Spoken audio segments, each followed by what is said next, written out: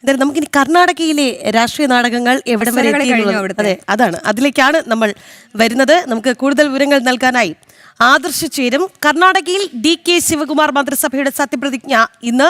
മന്ത്രിമാരുടെ ലിസ്റ്റ് കോൺഗ്രസ് കേന്ദ്ര നേതൃത്വത്തിന്റെ അനുമതിയോടുകൂടി പുറത്തുവിടും. അതേസമയം തന്നെ മുൻ മുഖ്യമന്ത്രി സിദ്ധരാമയ്യയെ കോൺഗ്രസ് പ്രവർത്തക സമിതി അംഗമാക്കിയതിൽ സിദ്ധരാമയ്യ ക്യാമ്പിൽ വലിയ നിരാശയുമുണ്ട്. കേന്ദ്ര നേതൃത്വം സിദ്ധരാമയ്യയെ മനഃപൂർവ്വം ഒതുക്കുകയാണ് എന്നും ആക്ഷേപം ഉണ്ട്. ആദർശ് TS ചേരുകയാണ്. Adarsh, good morning. എന്തായാലും നമ്മൾ കേരളത്തിലെ അന്തരീക്ഷമൊക്കെ കാണുകയായിരുന്നു ആദർശ്. അവിടെ എന്തായാലും നല്ല തെളിഞ്ഞ നല്ല മനോഹരമായ ബാക്ക്ഗ്രൗണ്ട്. എവിടെയാണ് ആദർശ് നിൽക്കുന്നത്?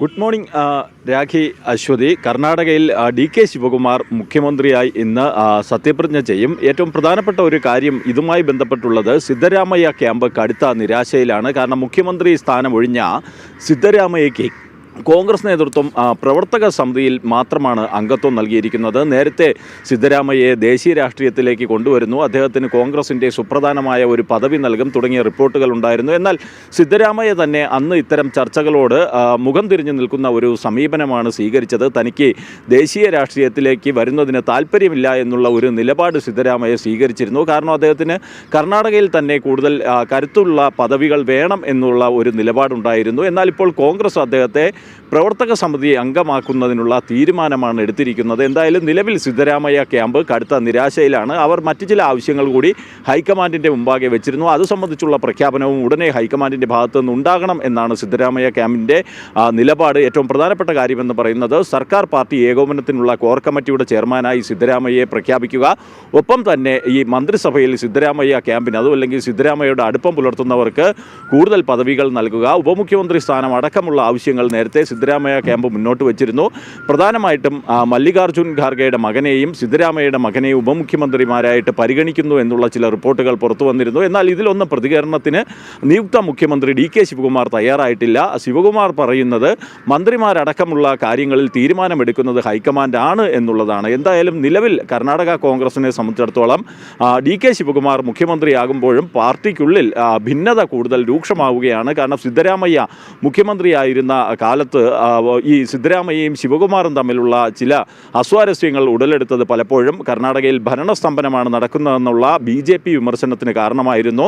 ഇപ്പോഴത്തെ ഈ സാഹചര്യത്തിലും BJP വലിയ വിമർശനവുമായി രംഗത്ത് വന്നിട്ടുണ്ട്. കർണാടകയിലെ ജനങ്ങൾക്ക് വേണ്ടി ഒരു തീരുമാനവും എടുക്കുന്നതിന് ഈ കോൺഗ്രസ് മന്ത്രിസഭയ്ക്ക് താല്പര്യമില്ല, അവർ പദവികളെ ചൊല്ലിയുള്ള തമ്മിലടിയിലാണ് എന്നും BJP നേതാക്കൾ ആരോപിക്കുകയും ചെയ്യുന്നു. എന്തായാലും കോൺഗ്രസിനെ സംബന്ധിച്ചിടത്തോളം വൈകുന്നേരം നടക്കുന്ന DK ശിവകുമാറിൻ്റെ മന്ത്രിസഭയുടെ സത്യപ്രതിജ്ഞയോടുകൂടി നിലവിൽ പാർട്ടിക്കുള്ളിലുള്ള ഭിന്നതകളൊക്കെ അവസാനിപ്പിക്കാൻ കഴിയുമെന്നുള്ള ഒരു പ്രതീക്ഷ കോൺഗ്രസ് ഹൈക്കമാൻഡിനുണ്ട്. എന്നാൽ സിദ്ധരാമയ്യ ക്യാമ്പിൽ നിന്ന് ലഭിക്കുന്ന വിവരങ്ങൾ അനുസരിച്ച് കാര്യങ്ങൾ കൂടുതൽ വഷളാവുകയാണ്.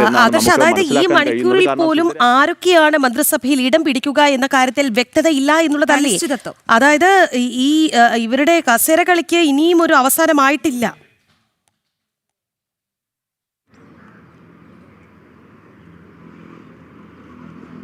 തീർച്ചയായും അങ്ങനെ തന്നെയാണ് അശ്വതി. രാഖി, നിങ്ങൾ ചൂണ്ടിക്കാട്ടുന്നത് പോലെ തന്നെയാണ്. കാരണം ഇതുവരെയും ഇത് സംബന്ധിച്ചുള്ള ഒരു വ്യക്തത വന്നിട്ടില്ല. കഴിഞ്ഞ ദിവസം മാധ്യമങ്ങളെ കണ്ട DK ശിവകുമാർ ആകട്ടെ രാവിലെയോ ഉച്ചയ്ക്കോ സത്യപ്രതിജ്ഞയ്ക്ക് മുമ്പായി തന്നെ ഇത് സംബന്ധിച്ചുള്ള മന്ത്രിമാർ ആരൊക്കെ ആകും എന്നത് സംബന്ധിച്ചുള്ള തീരുമാനം ഹൈക്കമാൻഡ് അറിയിക്കും എന്നാണ് ശിവകുമാർ തന്നെ പറഞ്ഞത്. അതിൽ നിന്ന് തന്നെ ഇത് സംബന്ധിച്ചുള്ള അന്തിമ തീരുമാനമൊന്നും ആയിട്ടില്ല എന്ന് വ്യക്തമാണ്. കാരണം ഡൽഹിയിൽ സിദ്ധരാമയ്യയും ശിവകുമാറും എത്തുകയും കോൺഗ്രസ് ഹൈക്കമാൻഡുമായി ചർച്ചകൾ നടത്തുകയും ചെയ്തിരുന്നെങ്കിലും ഇരുപക്ഷവും വിട്ടുവീഴ്ചയ്ക്ക് തയ്യാറായിരുന്നില്ല എന്നതാണ് യാഥാർത്ഥ്യം. സിദ്ധരാമയ്യ ക്യാമ്പ് ചില പേരുകൾ മുന്നോട്ട് വെച്ചപ്പോൾ അതിനോടൊന്നും ശിവകുമാറിന് താല്പര്യമില്ലായിരുന്നു. ആദ്യം 9 അംഗ മന്ത്രിസഭയാകും അധികാരമേൽക്കുക എന്ന് ചില റിപ്പോർട്ടുകൾ വന്നിരുന്നു. എന്നാൽ ഇപ്പോൾ 10 മുതൽ 15 വരെയാകാം മന്ത്രിമാരുടെ എണ്ണം എന്നത് സംബന്ധിച്ചുള്ള റിപ്പോർട്ടുകളാണ് പുറത്തു വരുന്നത്. എന്നാൽ DK ശിവകുമാർ ആകട്ടെ ഇത്തരം കാര്യങ്ങളോടൊന്നും പ്രതികരിക്കാതെ എല്ലാ തീരുമാനങ്ങളും ഹൈക്കമാൻഡിന് വിട്ടിരിക്കുന്നു എന്നാണ് പറയുകയും ചെയ്തത്. എന്തായാലും നിലവിലെ സാഹചര്യത്തിൽ കർണാടക കോൺഗ്രസിനെ സംബന്ധിച്ചിടത്തോളം വലിയ ഒരു കീറാമുട്ടിയായി മാറിയിരിക്കുകയാണ്. മുഖ്യമന്ത്രിയെ മാറ്റിക്കൊണ്ട് അതുമല്ലെങ്കിൽ DK ശിവകുമാറിൻ്റെ സമ്മർദ്ദത്തിന് വഴങ്ങി മുഖ്യമന്ത്രിയായി അദ്ദേഹത്തെ തന്നെ തീരുമാനിച്ചുകൊണ്ട് പ്രശ്നങ്ങൾ പരിഹരിക്കാൻ കഴിയും എന്നുള്ള ഒരു പ്രതീക്ഷ കോൺഗ്രസ് ഹൈക്കമാൻഡിനുണ്ടായിരുന്നു. എന്നാൽ കാര്യങ്ങൾ കൂടുതൽ വഷളാകുന്നു എന്നാണ് കർണാടകയിൽ നിന്ന് ലഭിക്കുന്ന വിവരങ്ങളിൽ നിന്ന് മനസ്സിലാക്കാൻ കഴിയുന്നത്. അശ്വതി, രാഖി. ശരി, ആദർശ്, വളരെ വ്യക്തമാണ്. കർണാടകയിൽ ഇന്ന് സത്യപ്രതിജ്ഞയാണ്. പക്ഷെ ആരൊക്കെയാണ് മന്ത്രിസഭയിൽ ഇടം പിടിക്കുക എന്ന് ചോദിച്ചാൽ ഇനിയും ഉത്തരമായിട്ടില്ല എന്നുള്ളത് തന്നെയാണ് ഈ മണിക്കൂറിലും ആദർശ് പങ്കുവെക്കുന്ന ആദർശ് നിൽക്കുന്ന ആ ബാക്ക്ഗ്രൗണ്ട് ഒരു മനോഹരമായ ഒരു ആർട്ടിസ്റ്റ് വരച്ച ക്യാൻവാസ് പോലെയുണ്ട്. നല്ല പച്ചപ്പ്, നല്ല ഫ്രെയിം, നല്ല സ്ക്രീൻ. എവിടെയാണ് ആദർശ് നിൽക്കുന്നത് അറിയാനൊരു ആകാംക്ഷ.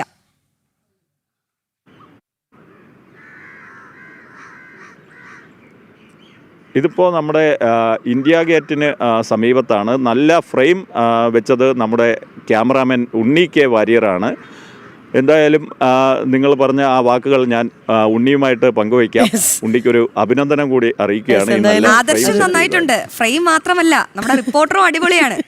അപ്പൊ ഉണ്ണി K. വാര്യർ ചേട്ടനോട് പ്രത്യേക അഭിനന്ദനങ്ങൾ പറഞ്ഞേക്കൂ. ഇതുപോലുള്ള മനോഹരമായ ഫ്രെയിമുകൾ പുളിയിൽ വെച്ച് നമ്മുടെ പ്രേക്ഷകരെ കൂടുതൽ ആനന്ദിപ്പിക്കാൻ പറഞ്ഞേക്കൂ.